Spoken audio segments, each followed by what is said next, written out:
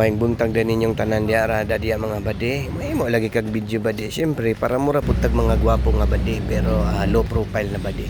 Wa tag itlog bade nga ito sa manok kay atong gisahon butangan na tug patula.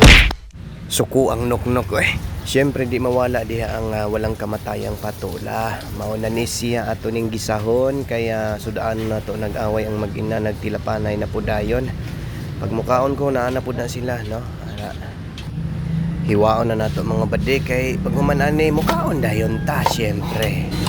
So yun, magandang umaga po sa inyong lahat. Kain na po tayo. Ang ulam natin ay walang kamatayang patula.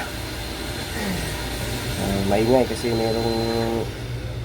merong helicopter dyan na magtugpa. Kain na tayo.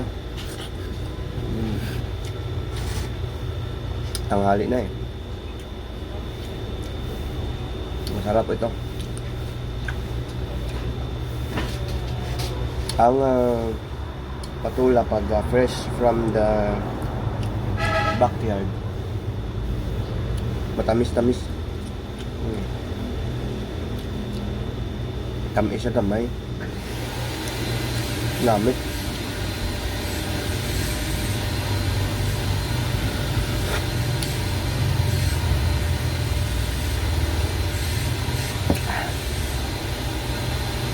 Nilagyan ko lang ng itlog kaginisa.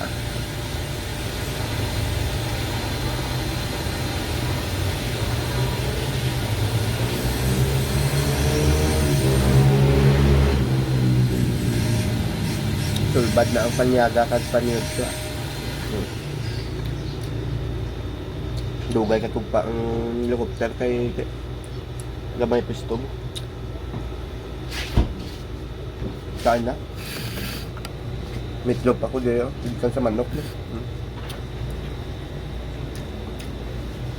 Gintuhik pa ko sa manok kay hindi mangingatag ka itlog ya.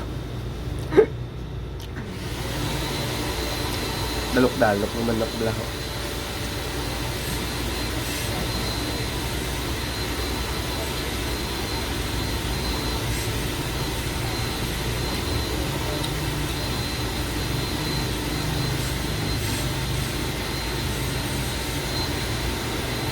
Mahaba na yun ko.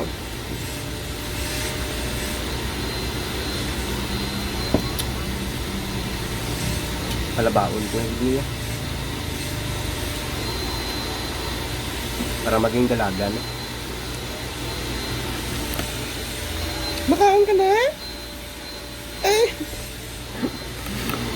Daw hindi siya, hindi daw hamot ang hindi daw mabango yung itlog.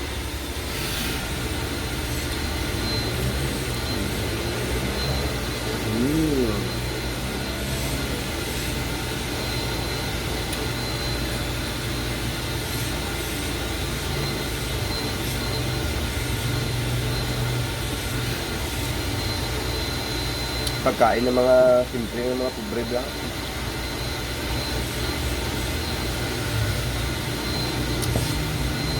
Kaping taras kabo. Kaon ka na?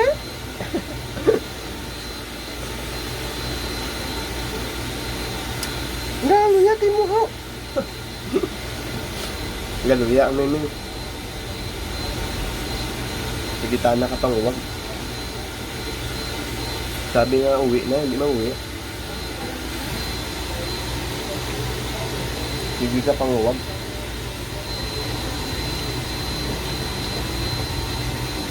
Kain na kayo dyan.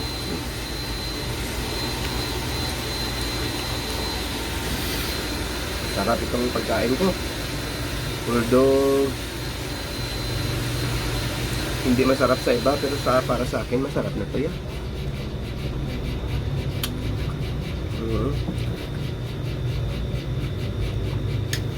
Kape yung pinakalamig.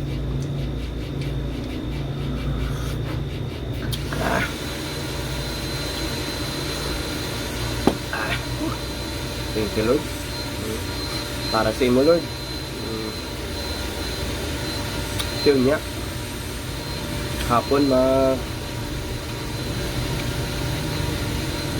ang kaluluwa naman natin ang pakainin natin.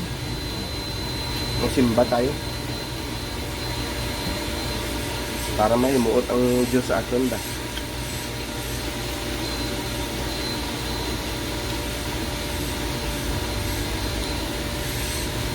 Para malipay man siya, basi kung nambal siya na. Basi kung bala ibuligan niya ta, sabihin niya tanggalon ta ng mga policy issue mo sa Facebook din para ma-monetize mo. Diba? Taon. Kaya mo lang to, hindi ko may pabubuson kaya para sa kuring naman yung iba. Wala pa kakaon ka. Kumain na kayo para kung mawala sa katinuan,